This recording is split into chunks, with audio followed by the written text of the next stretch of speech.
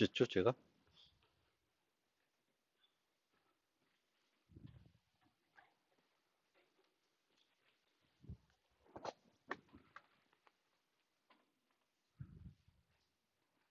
아, 여기 있다. 자, 오늘은 이제 세 번째 노트입니다. 세 번째 노트에서는 암호 알고리즘의 기본적인 암호 알고리즘 총 5가지가 있다고 말씀드렸어요. 대칭 암호 알고리즘, 공개키 암호 알고리즘, 해시 함수, 맥, 전자소명. 그래서 세 번째 노트에서는 해시 함수, 맥, 그리고 전자소명 요 3가지 그 암호 알고리즘에 대해서 설명을 해드리겠습니다. 그래서 먼저 해시 함수에 대해서 설명해 드리겠습니다. 해시 함수는 임의의 길이의 이진 문자열을 고정된 길이의 이진 문자열로 매핑해 주는 결정적인 함수입니다. 그래서 입력과 상관없이 항상 똑같은 길이의 출력을 내보내 줘요. 물론 그 출력 길이보다 작은 것도 늘려주지만 보통은 우리가 긴 메시지들을 그것을 대신할 짧은 어떤 값을 얻기 위해서 이 해시 함수를 사용합니다. 그래서 이 해시 함수의 결과값을 그냥 해시 값이라고도 하지만 이제 메시지를 해시 함수에서 얻어쓴 그 해시 값을 다른 말로 메시지 지문, 메시지 다이제스트라고 그래요. 그래서 그 메시지를 대신할 수 있는 값 이렇게 됩니다. 그래서 이 해시 함수가 갖춰야 되는 요구사항은 크게 5가지 정도가 있는데 첫 번째는 줄여줘야 됩니다. 근데 아까도 말씀드렸듯이 그 길이보다 작은 것도 이제 출력 길이로 맞춰줘요. 그래서 출력이 160비트다. 그러면 뭐 20비트를 해시하더라도 결과값은 160비트로 그건 압축이 아니라 늘어난 거겠지만 항상 160비트다. 크면 160비트로 또 줄이는 그런 형태가 되겠고요. 일반적으로 우리가 알고 있는 압축은 줄인 다음에 다시 원래로 복원해야 되지만 이제 해시 함수는 그런 요구사항은 없는 거죠. 그냥 줄이기만 하는 거예요. 걔를 대표할 수 있는 어떤 값으로 줄이는 겁니다. 그리고 효율적으로 계산할 수 있어야 돼요. 속도가 느리면 안 돼요. 그래서 매우 빠르게 그 해시 값을 계산할 수 있어야 되겠고요. 세 번째가 이제 중요한 요구사항인데 일방향성입니다. 그래서 우리가 x가 있으면 그거의 해시 값을 빠르게 계산할 수 있지만 해시 값을 주면 이 해시 값을 어떤 x를 이용해서 계산했는지는 찾기 어려워야 됩니다. 그런데 여기 보면은 표현을 보면 x 프라임이라고 써놨어요. x 프라임. x가 아니라 그냥 x를 이용해서 그 해시 함수를 계산하면 이제 y라는 값을 얻게 된다고 했을 때 우리가 이 x를 찾는 것이 목적일 수 있지만 x뿐만 아니라 이 y로 가는 값이 x 하나만 있지는 않습니다. 왜냐하면 뒤에 그림이 나왔듯이 이 해시 함수의 정의역은 훨씬 치역보다는 커요. 치역은 160비트인데 모든 존재하는 모든 데이터를 다 해시할 수가 있는 거예요. 그럼 이쪽이 범위가 어마어마하게 크겠죠. 그러면 얘가 함수이기 때문에 어딘가로 매핑이 될 거고 이런 것처럼 이 두 개의 하늘색은 이 노란색으로 매핑이 되는 거예요. 그래서 여러 개의 값이 하나의 값으로 매핑이 되는데 우리가 이 노란 거를 내가 줬다. 그러면은 아무거나 이 둘 중에 하나만 찾아도 일방향성은 깨졌다고 얘기하는 거예요. 그래서 이제 이 해시 함수는 일방향성을 제공해야 된다. 불가능한 건 아니죠. 가능한 모든 값들을 해보면 이제 찾을 수는 있겠지. 찾을 수 있겠지만 이제 너무 시간이 많이 걸려야 되겠죠. 그걸 찾는 데까지는. 그래서 일방향성 특성을 갖고 있고요.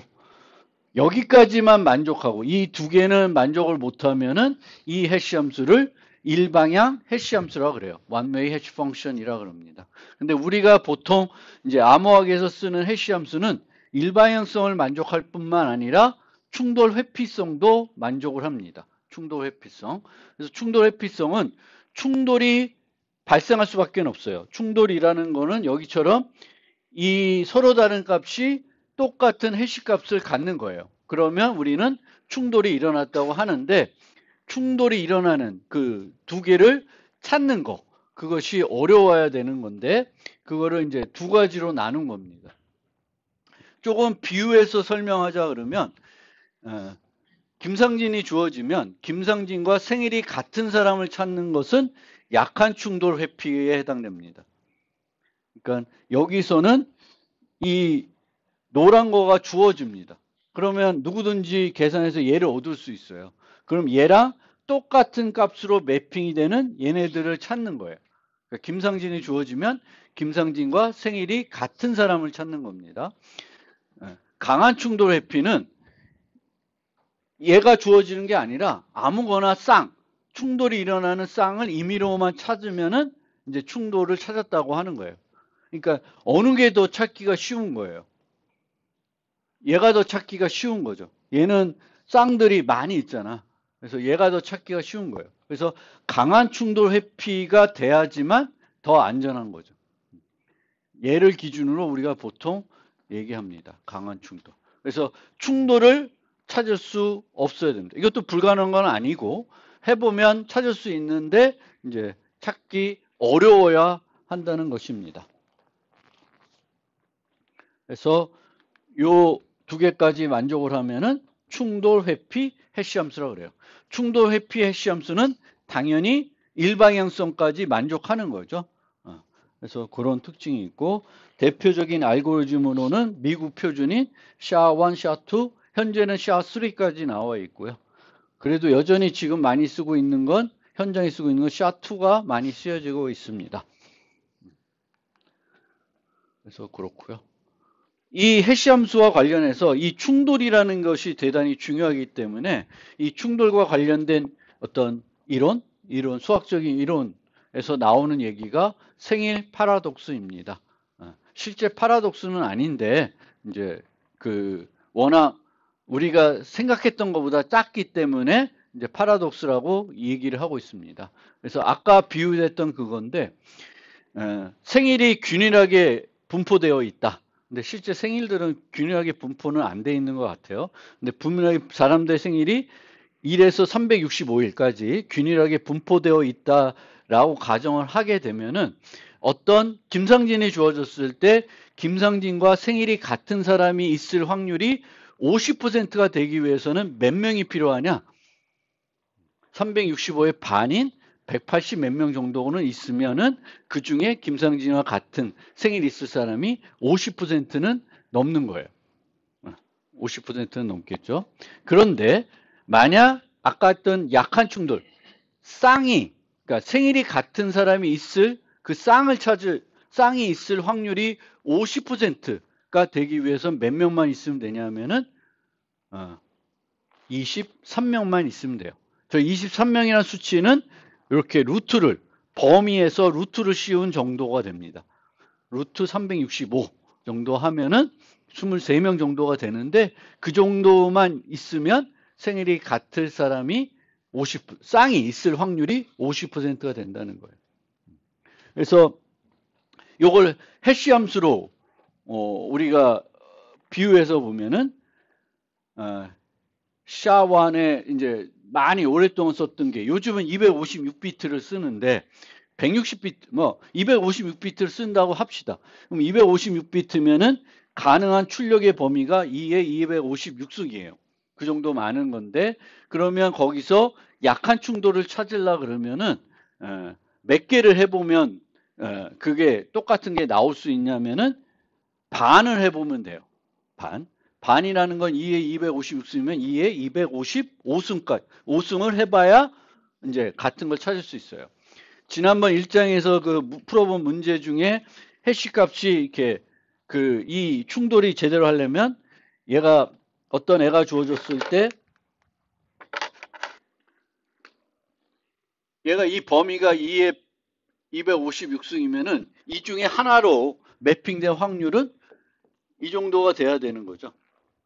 이 정도가 돼야 되는 거고 균일하게 이렇게 다 가야 돼요. 만약 다 일로 몰려 있으면은 충돌을 찾기가 더 쉽겠죠. 그래서 함수의 만들 때 이게 중요한 게 이 애들이 있으면 얘가 요로 어디로 매핑될 확률이 다 똑같아야 돼요. 균일하게 이 값들을 분포시켜줘야 충돌의 개수가 몰리지 않고 균일하게 있는 거죠. 근데 여기서 임의의 쌍을 찾으려 그러면은 이게 루트가 씌워지는 거죠. 루트가 씌워지면은 2에 128승 정도 개를 해보면 이 중에는 똑같은 애가 있을 확률이 50%는 안에 존재한다는 겁니다. 그럼 우리가 이제 안전성이 2에 256비트 출력을 하면 실제 안전성은 256비트가 아니라 128비트가 되는 거예요. 128비트. 그리고 현재로서는 2에 128승계를 해보려고 그러면은 현재 컴퓨터 성능 가지고는 그거는 이제 가능한 그게 아닌 거가 되는 거죠. 그래서 안전한 거고. 이제 컴퓨터의 성능이 좋아지면은 또 늘려야 되겠죠. 그래서 이런 이론이 됩니다. 뭐 이거를 실제 수학적으로 왜 이렇게 20셈이 되는지도 해볼 수는 있는데, 그러니까 그 내가 해보면 해볼수록 찾아갈 확률이 높아지는 거죠. 충돌을 찾을 확률이.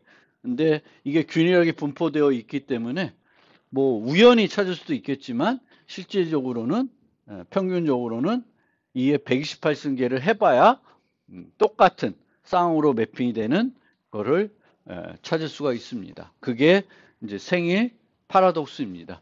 이 birthday paradox라는 개념이 해시함수에서도 해시함수에서 주로 우리가 사용이 되지만 이제 다른 알고리즘이나 이런 것들 또는 프로토콜에서 하다 보면 이 충돌이라는 개념이 많이 나오게 돼요. 그래서 여기에만 적용되는 게 아니라 이제 여러 곳에서 이 개념이 이제 사용이 된다. 그런 거 알아두시면 되겠습니다.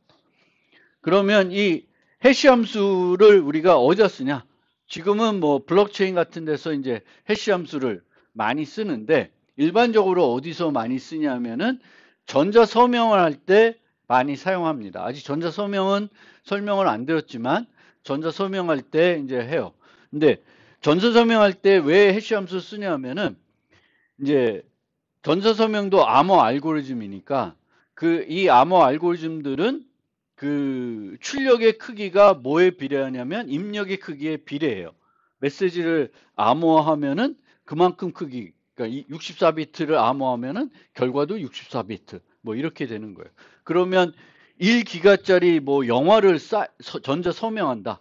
그럼 서명 값도 얼마가 돼요? 1기가가 돼 버리는 거예요. 그런데 그렇게는 우리가 사용하기가 어렵겠죠. 그래서 긴 메시지들, 긴 데이터들을 전자 서명하려고 그랬더니 너무 출력이 커. 그리고 출력이 클 뿐만 아니라 이제 그 비용이 많이 들겠죠. 1기가를 암호하려고 그러면 막 나눠가지고 또 암호하고 뭐 해야 되니까 비용도 많이 들고 시간도 많이 걸려요. 그래서 그거 대신에 이제 얘를 대신에 뭔가 짧은 값에 서명을 해가지고 똑같은 효과를 얻고 싶은 거예요. 원래 메시지에 대해서 알고리즘을 적용해야 되겠지만 그러기에는 비용이 많이 드니까 대신에 뭐래요? 해시 값을 계산한 다음에 그 해시 값에 전자 서명을 하게 됩니다. 그래서 이렇게 하기 대신에 해시 값에 하게 돼요. 근데 여기서는 이렇게 해시 함수를 이용해서 이제 전자 서명할 때 중요한 거는 충돌 회피가 만족이 돼야 돼요. 만약 내가 충돌을 찾을 수 있어요. 그럼 어떻게 되냐면은 나는 이렇게 메시지 M에다가 서명해 놓고 실제 나는 메시지 M에 서명 안 했다. 뭐에 서명했냐면 만약에 내가 이런 애를 찾을 수 있다. M의 해시값과 M 프라임의 해시값이 같아. 이런 애를 쌍을 찾을 수 있으면 나중에 나는 M에 서명한 게 아니라 뭐에 서명했다 주장할 수 있어요? M 프라임에 서명할 수 있다고 주장할 수가 있습니다. 그래서 이 해시함수를 쓸 때에는 이제 충돌을 찾을 수 없어야 돼요. 충돌을 찾을 수 있으면 이렇게 쓸 수가 없는 거예요. 충돌을 쓸 수가 없는 거고. 그 다음에 이제 많이 하는 게 이제 무결성을 보장할 때 해시함수를 많이 씁니다. 여러분들이 아마 보셨을 거예요. 인터넷에서 뭔가 다운로드 받으면은 그 해시값을 같이 공개하는 경우가 있어요.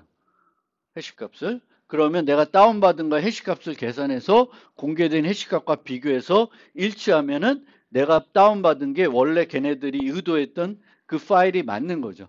근데 만약 해시값이 달라. 그러면은 뭔가 잘못된 파일을 내가 다운받은 형태가 되겠죠. 예전에 요즘은 그런 바이러스가 있을 수도 있겠지만 예전에는 바이러스들이 컴퓨터에 침투해가지고 실행 파일들을 막 바꿨어요. 그래서 그 파일을 실행하게 되면은 원래 그 소프트웨어에 있는 코드가 아니라 다른 코드가 실행되게끔 해가지고 이제 악의적인 일들이 일어나게 되는 거죠. 그러면 원래 있던 exe 파일하고 감염된 exe 파일은 다르겠죠. 내용이 다르기 때문에 그러면 내가 파일 그 해시 그 소프트웨어들을 설치하고 나서 그 exe 파일의 해시 값을 갖고 있으면 감염이 됐을 때 바뀌었을 텐데 새로 해시 값을 계산해 보면은 달라졌겠죠. 그러면 뭔가 누가 내 exe 파일을 만졌구나 이런 걸 이제 알게 되는 겁니다.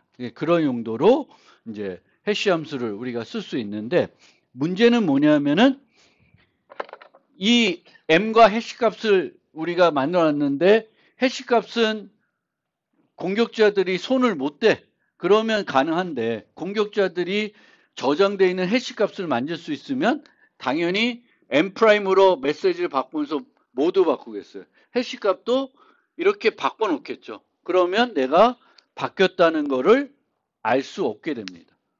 그래서 그럴 때 이제 쓰는 게 이제 요 다음에 배울 맥이라는 걸 써요. 이제 맥은 해시 함수는 입력으로 뭐만 사용해? 해시 함수는 입력으로 메시지만 받습니다. 메시지만 받는데 요 뒤에 살펴볼 맥은 메시지뿐만 아니라 키를 받아요. 그러면 이 맥 값을 계산하려면 메시지만 있으면 안 되고 이제는 또 뭐가 필요해? 키가 필요한 거고 이 맥에 사용된 키는 대칭 키예요. 대칭 키 스타일이에요. 비대칭적인 게 아니라 키예요. 그러면 이 맥 값을 만들려면은 뭐가 필요해? 키가 있어야 되는데 공격자들은 키가 없겠죠.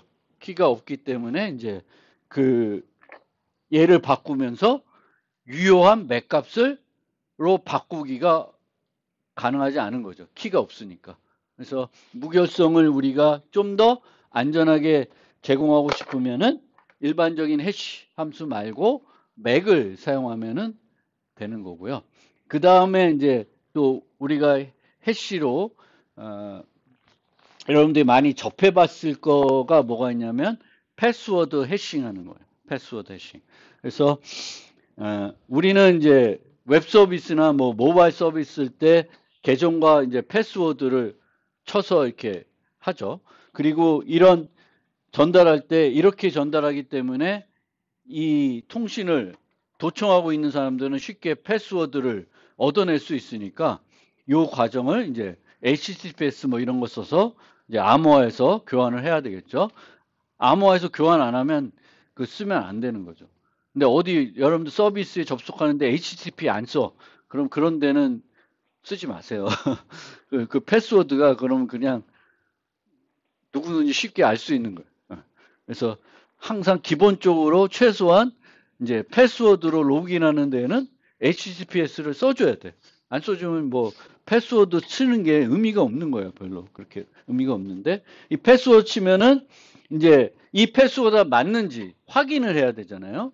그러면 이 어딘가에 이쪽에는 그 패스워드들이 저장되어 있는데 예전부터 패스워드 자체를 저장하지 않습니다. 패스워드 자체를 저장하면 무슨 문제가 있을까요? 그렇죠. 이 저장된 파일을 누군가가 얻게 되면은 모든 사용자의 패스워드를 그대로 알게 되는 겁니다. 그래서 조금 더 안전한 서비스를 하기 위해서 여기를 뭐라고 있냐면은 이제 해시를 대신 저장해 놔요. 패스워드 해시 값을. 그러면 이제 들어오게 되면은 어떻게 하냐면은 이 값과 여기 있는 값을 비교하는 게 아니라 요 패스워드를 해시해가지고 요 해시값과 요 해시값이 같은지를 비교하게 됩니다. 뭐 저렇게 되면은 또 뭐 나중에 그 11장에서 좀 더 자세히 설명드리는데 뭐 사전 공격, 다양한 또 공격들이 있어요. 그래서 그거를 방지하기 위해서 좀 더 특수한 해시 함수를 쓰고 좀 더 솔트 같은 랜덤 값도 추가하고 뭐 여러 가지 또 추가적인 장치를 쓰는데 그거는 이제 그 11장 가서 좀 설명드리고 지금은 이제 이렇게 이제 패스워드 자체를 유지하지 않고 패스워드 해시 값을 유지해 가지고 그래도 얘가 털렸을 때, 그러니까 이 파일이 노출됐을 때 그 패스워드들이 노출되는 그 문제를 좀 최소화하기 위해서 이제 이런 식의 어떤 장치들을 하고 있고 대부분 이렇게 하고 있어요. 그래서 해시 함수가 이제 그런 용도로 주로 많이 쓰이고 이 밖에도 이제 요즘은 이제 블록체인 같은 데서도 해시 함수를 많이 쓰죠. 특히 그 일방향성 특성을 이용하기 위해서 이제 씁니다. 그 다음에 이제 맥은 해시 함수랑 뭐 별 차이가 없습니다. 거의 같은 건데 차이점은 일반적인 해시 함수는 그러니까 해시 함수는 메시지만 받아서 그 메시지를 대표할 수 있는 값을 만들어 주는 거고 맥은 이제 메시지만 받지 않고 대칭 암호 알고리즘처럼 키를 받습니다. 그래서 이 맥 값을 만들려면 키가 있어야 되겠고 만든 맥 값을 확인하려 그러면은 키가 있어야 돼요. 메시지 키가 있어야 됩니다. 그래서 이렇게 메시지와 맥 값이 주어지면 받은 사람은 이 M을 이용해서 자기도 똑같은 이 맥 값을 계산해서 비교를 해가지고 확인을 해가지고 아 M이 안 바뀌었다. 이런 거를 확인하는 형태가 되겠습니다. 그래서 맥을 우리가 다른 말로 메시지 인증 코드라고 하는데 메시지 인증 코드라는 용어보다 그냥 맥이라고 많이 합니다. 그래서 이 맥은 이제 위조를 할 수 없어야 돼요. 키 없이는 이 맥을 만들 수 없어야 되는 건데 맥을 만드는 방법들이 여러 가지 있는데 주로 이제 새로 알고리즘을 맥을 위한 새로운 알고리즘을 구성하기보다는 요 두 가지 방법을 많이 씁니다. 그래서 실제 우리가 쓰는 맥들은 요 두 가지 중에 하나예요. 하나는 대칭 암호 알고리즘을 활용해서 맥을 만드는 거예요. 왜냐하면 대칭 암호 알고리즘과 맥과는 어떤 면에서 유사하냐면은 입력이 똑같아요. 대칭 암호 알고리즘도 메시지와 키를 받아서 뭘 하는 거고 맥도 메시지와 키를 받아야 되는 거기 때문에 요거를 좀 활용할 수가 있는 거고요. 그 다음에 이제 해시 함수에다가 메시지만 넣지 않고 키를 넣어가지고 이제 맥을 만드는 방법이 있습니다. 그렇게 해시 함수를 이용한 맥들을 우리가 뭐라 그러냐면 HMAC이라 그래요. HMAC은 해시 함수를 이용해서 만든 맥 함수다. 이렇게 되는 거고요. 이제 이 맥은 이렇게 되는 거고 키가 없으면 저게 안 되는 거고요. 그래서 우리가 어떤 메시지의 무결성을 보장해주고 싶어요. 비밀성은 아니고 무결성만 제공해주고 싶으면은 메시지와 해시를 이용할 수가 있는데 메시지와 해시를 이용하게 되면은 공격자들은 쉽게 메시지를 바꾸고 해시 값도 바꿔가지고 수신자들 속일 수가 있습니다. 메시지가 변조되는 걸 알 수 없게 할 수 있는데 그 대신에 이제 맥을 전송하게 되면 공격자들은 키가 없기 때문에 M을 M''으로 바꾸게 되면 이제 거기에 대응되는 맥 값을 못 만들어 가지고 이제 들통이 나는 거죠. 바꿀 수가 없게 되는 겁니다. 그래서 요 방법이 있고 똑같은 효과를 우리가 이제 맥을 쓰지 않고 전자 서명 해가지고 제공할 수도 있습니다. 전자 서명은 이제 그 공개키 기술을 쓰게 되겠고요. 서명 키가 있고 확인 키가 따로 있습니다. 그래서 우리가 공개키 암호 알고리즘에서는 비밀성을 보장할 때는 공개키로 암호하고 수신자가 자신만 알고 있는 개인 키로 풀어가지고 비밀성을 보장하는데 그거를 거꾸로 할 수가 있습니다. 개인 키로 암호할 수가 있어요. 근데 개인 키로 암호하면은 누구나 다 풀어볼 수 있는데 그 개인 키로 암호할 수 있는 그 행위를 할 수 있는 자는 개인 키를 갖고 있는 사람만 할 수가 있죠. 그래서 이게 이 개인 키로 한 게 맞다라고 하면은 그 사용자 한 게 맞으니까 이제 그게 이제 전자서명 효과가 있는데 그런 식으로 개인 키로 메시지에 이제 해시해가지고 서명을 하겠죠. 이제 이렇게 하게 되는데 얘와 얘도 똑같이 그 무결성을 제공할 수가 있는 거죠. 무결성을 제공할 수 있고 중간자들은 이제 이 경우에는 개인 키가 없으니까 M 프라임을 바꾸고 이제 M 프라임으로 서명된 값을 만들 수가 없겠죠. 그래서 똑같은 효과가 있는데 차이점은 성능은 얘가 훨씬 좋습니다. 맥은 보통 대칭 암호 알고리즘이나 해시 함수를 기반으로 만들었기 때문에 비트 연산 위주로 만들어져 있고 속도가 매우 빠릅니다. 근데 전자서명은 공개키 기반이기 때문에 매우 큰 정수들을 막 곱셈하고 막 이렇기 때문에 속도가 느려요. 속도가 느리지만 부인 방지 측면에서는 훨씬 더 효과적이죠. 이걸 할 수 있는 사용자는 하나밖에 없어요. 근데 맥에 있는 이 키는 대칭적인 거야. 그러니까 송신자도 갖고 있어야 되고 수신자도 갖고 있어야 확인할 수가 있습니다. 그러면 이게 송신자가 있는지 수신자가 있는지 모르게 되겠고 다수가 공유해야 될 수도 있습니다. 그러면 이 다수 중에 누가 있는지는 알 수가 없는 거죠. 근데 전자서명은 오직 한 사람만 할 수 있고 비대칭적이에요. 확인은 다수가 안전하게 그냥 공개키만 갖고 있으면 할 수 있어요. 그 공개키 갖고 있다고 해서 서명을 만들 수 있는 건 아니고 확인만 가능한 거가 되겠습니다. 그래서 그런 차이점이 있습니다. 그 다음에 이제 이 무결성과 비밀성을 동시에 이제 제공하고 싶을 수가 있어요. 비밀성만 제공하고 싶으면은 메시지를 우리가 대칭 암호 알고리즘이나 이제 공개키 암호 알고리즘으로 암호하면 되는데 그렇게 했을 때는 이제 무결성까지 보장은 못할 수가 있어요. 그래서 무결성과 비밀성을 동시에 보장하고 싶으면은 여러 가지 방법이 있는데 하나씩 살펴보면은 첫 번째로는 메시지와 메시지 해시값 또는 메시지와 맥값을 포함해가지고 암호화를 하는 거예요.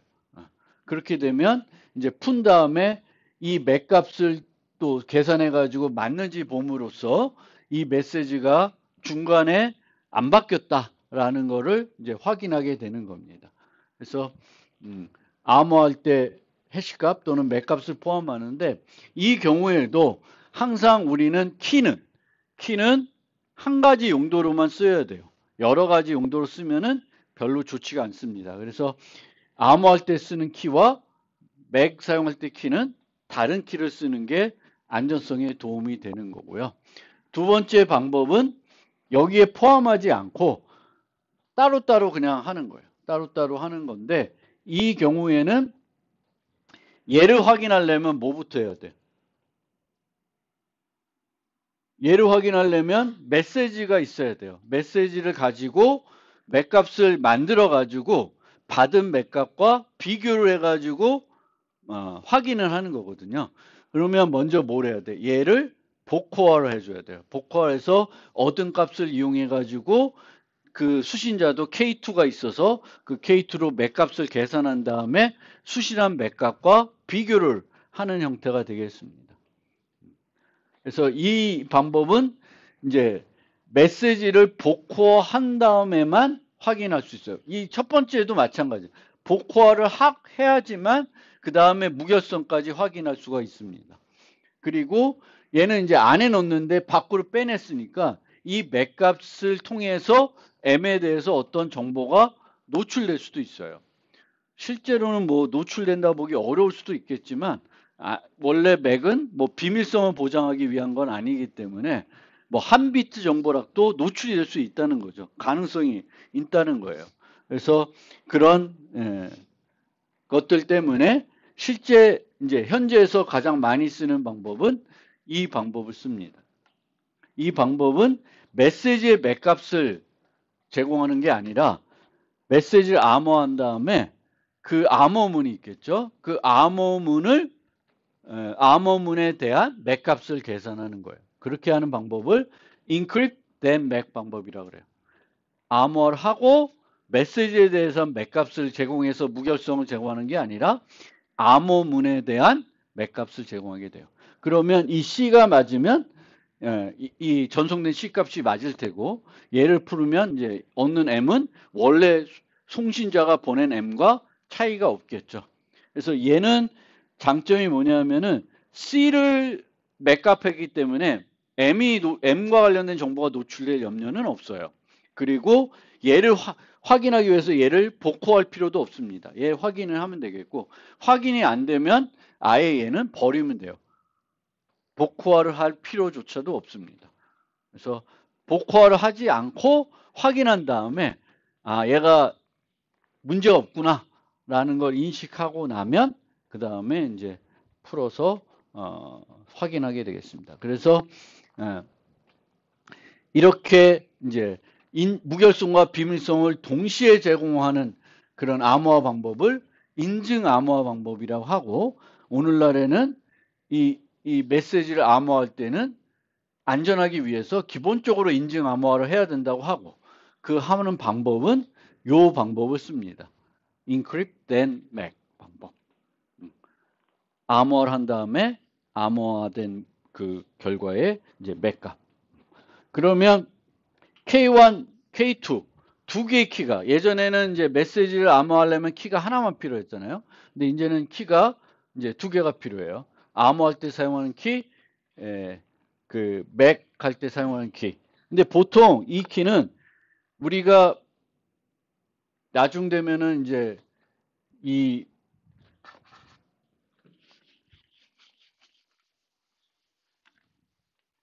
예전에는 이제 A와 B가 있으면 얘네들 사이에 이제 K라는 대칭 키를 하나 공유해서 메시지를 서로 암호해서 주고받게 되는데, 지금은 이제 어떻게 되냐면 이 K를 공유한 다음에 K를 쓰는 게 아니라 이 K로부터 K1 계산하고 K2를 계산해요.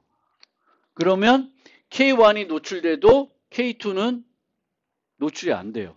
K2가 노출된다고 K1이 노출되지 않습니다. 물론 K가 노출되면 다 노출되겠죠. 그래서 우리가 K1, K2를 두 개의 키를 필요하다고 해서 두 개의 키를 공유하는 형태라기보다는 예전과 똑같은 방법으로 하나의 키를 공유하게 되는데, 이 하나의 키로부터 두 개의 독립적인 키를 만들어 가지고 이제 사용을 하게 됩니다. 그래서 뭐 이 공유하는 비용이 늘어나는 건 아니다. 인증 암호화를 한다고 해서. 그 다음에 이제 세 번째, 전자서명. 전자서명입니다. 이 전자서명은 이제 뭔가 우리가 손으로 하던 거를 정보화한 거죠. 정보 기술을 이용해서 바꾼 거죠. 컴퓨터로 뭔가 할 수 있게끔, 기기 갖고 할 수 있게끔 디지털로 바꾼 거예요. 그러면 어떤 기존에 우리가 이제 수작업으로 뭔가 하던 어떤 서비스를 컴퓨터로 바꿔버리면, 이 컴퓨터로 바꾼 거는 원래 손으로 이런 수작업을 했던 것과 똑같은 거를 제공해 줘야 되는 거죠. 그런데 그것뿐만 아니라 컴퓨터화하면 원래는 없었던 문제가 추가가 될 수가 있어요. 그러니까 원래 손으로 서명할 때는 없었던 문제가 전자서명을 했기 때문에 이제 디지털로 바뀌었기 때문에 새롭게 생기는 문제가 있을 수가 있습니다. 그래서 이렇게 우리가 기존에 컴퓨터로 하지 않던 서비스를 컴퓨터로 바꾸면 원래 요구사항들을 다 만족해야 될 뿐만 아니라 추가적으로 나타나는 새로운 어떤 문제점들도 해소를 할 수가 있어야지만 이제 우리가 사용할 수 있는 서비스가 됩니다. 그런 면에서 먼저 이제 우리가 전자서명이라는 거를 보기 전에 일반적으로 우리가 그 전에 이제 손으로 했던 이 서명의 특징을 좀 전자서명과 한번 비교를 해서 살펴보겠습니다. 전자서명은 알고리즘인 거죠. 그리고 어떤 알고리즘으로 이용해 가지고 서명을 확인하게 되겠습니다. 그런데 우리가 손으로 했던 저런 서명은 뭔가 컴퓨터 함수를 이용해서 확인하는 게 아니라 그냥 사람 눈으로 대충 확인을 하죠. 확인도 별로 안 해요. 요즘 보면. 그냥 있으면 된 거고 없으면 땡이야.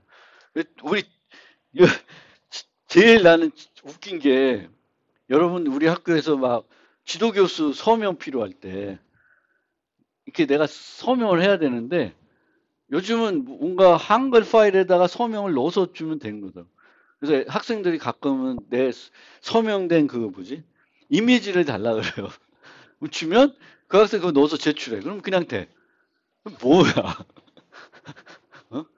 내가 줬는지 그 사람이 어디서 찍었었는지 모르잖아요. 그건 뭐 아무런 효과가 없는데 그렇게 하더라고.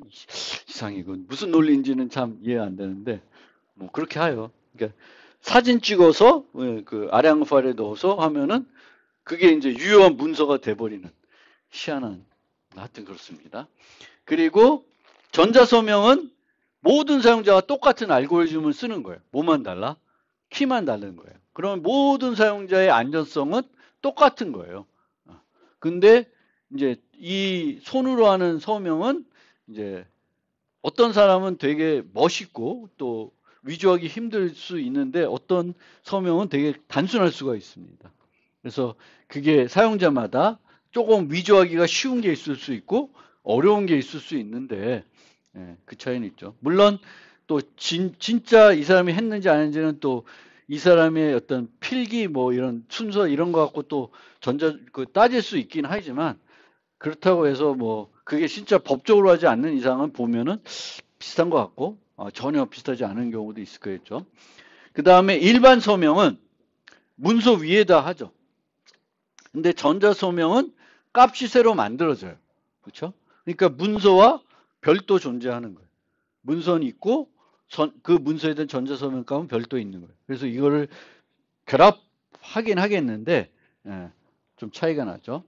그래서 이렇게 하기 때문에 뒤에 나중에 또 설명드리겠지만 요 서명값이 따로 있으니까 이 서명값을 떼서 다른 데 붙이면은 유효한 서명이 되면 안 되잖아요. 그러면 이 서명값은 뭐랑 연관돼야 돼. 이 서명값은 뭘 이용해서 계산해야 되냐면 메시지를 이용해서 계산해야 돼. 왜? 메시지가 달라지면은 이 서명값이 달라져야 돼. 안 달라진다. 김상진의 전자서명값은 늘 똑같아요. 그럼 그걸 그냥 계속 어디다 붙이면 다 똑같이 통용되는 거죠. 안 되잖아요. 그러면 이 서명값은 늘 뭘 이용해서 만들어야 돼요?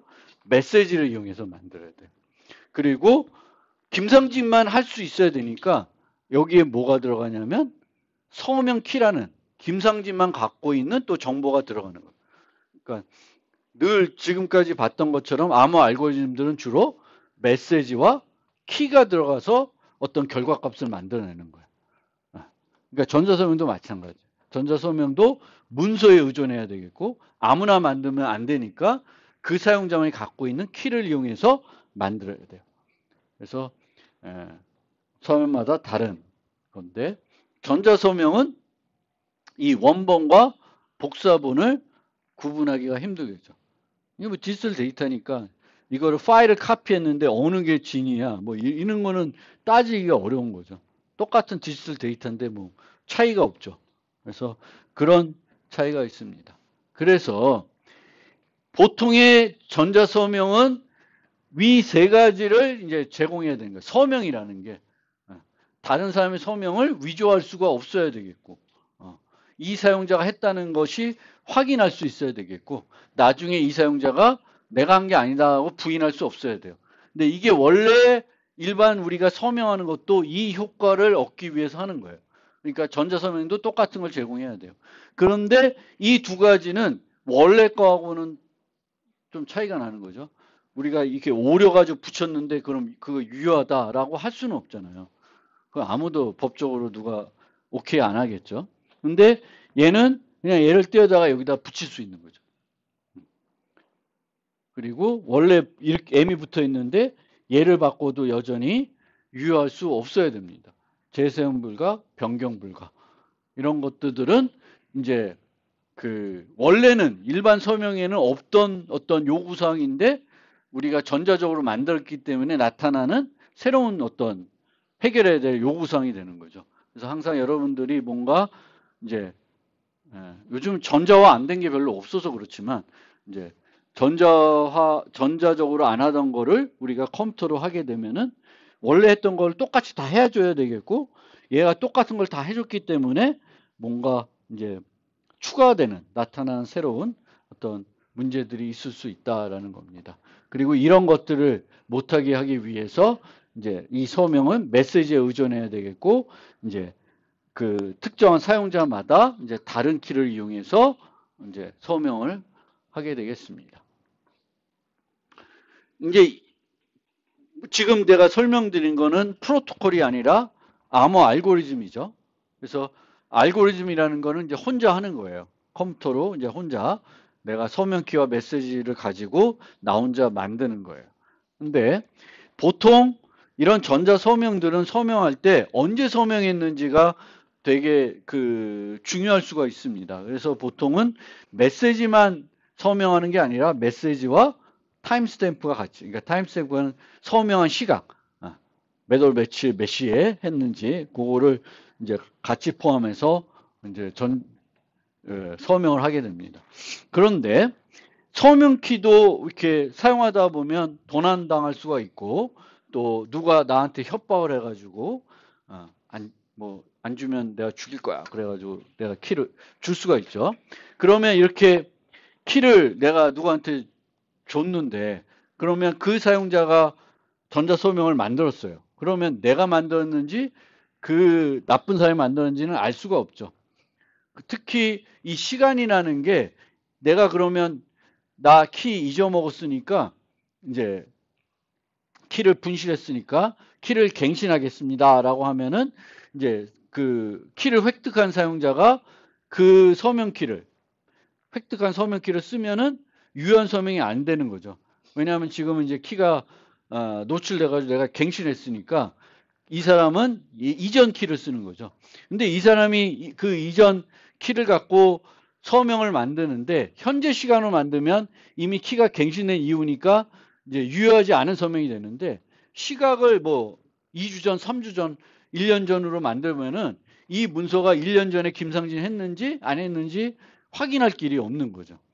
그래서 이제 이 서명 시각이라는 어떤 타임스탬프라는 건 우리가 꼭 현재 시간이 아니라 미래 시간을 찍을 수도 있는 거고 과거 시간을 찍을 수도 있는 거고 또 내가 내 컴퓨터가 해킹 당해가지고 내 현재 시간이 지금 요 시간이 아니라 다른 시간을 갖고 있는데 내가 모를 수도 있잖아요. 그래서 그 서명에 포함된 시각이 막 문제가 될 수가 있습니다. 그래서 그런 문제들을 해결하기 위해서 우리가 직접 서명하는 방식, 직접 서명하는 건 나 혼자 내가 이제 서명을 알고리즘을 이용해서 만드는 거예요.